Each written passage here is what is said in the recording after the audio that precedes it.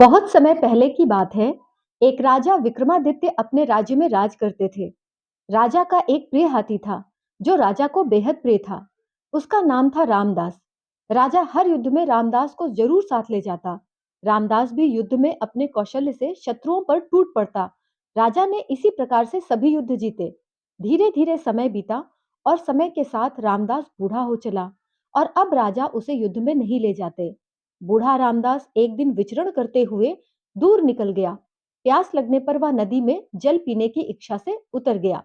जल पीकर जैसे ही उसने निकलने का प्रयास किया, वह उतना ही नदी में फंसता ही चला गया।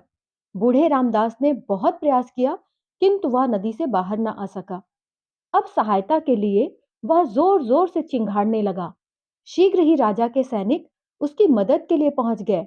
शाम से रात्रि होने को आई, लेकिन रामदास को निकाला ना जा सका। जैसे ही राजा को इस बात का पता चला, राजा ने और अधिक सेना बल को रामदास को सुरक्षित निकालने के लिए भेजा, किंतु यह प्रयास भी असफल ही रहा।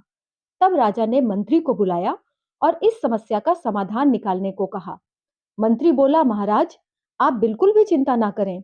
कल तक रामदास सुरक्षित महल में आ जाएगा। यह बोलकर मंत्री ने युद्ध में बजाए जाने वाले वाद्य यंत्र रणभेरी को नदी के समीप बजाने का आदेश दिया। मंत्री के आदेशानुसार रणभेरी बजाया जाने लगा। रणभेरी की आवाज जैसे ही रामदास हाथी के कानों पर पड़ी, वह तुरंत उठ खड़ा हुआ। उसके भीतर बिजली के आवेग का संचार होने लगा। हाथी ने जोर जोर से चिंघाड़ना आरंभ कर दिया। अपनी क्षमता पूरे बल का प्रयोग करते हुए जैसे ही उसने नदी से बाहर निकलने का प्रयास किया, वह स्वतः ही बिना किसी सहायता के बाहर आ गया और सभी आश्चर्यचकित हो गए। सहर्ष उसे राजमहल ले आया गया।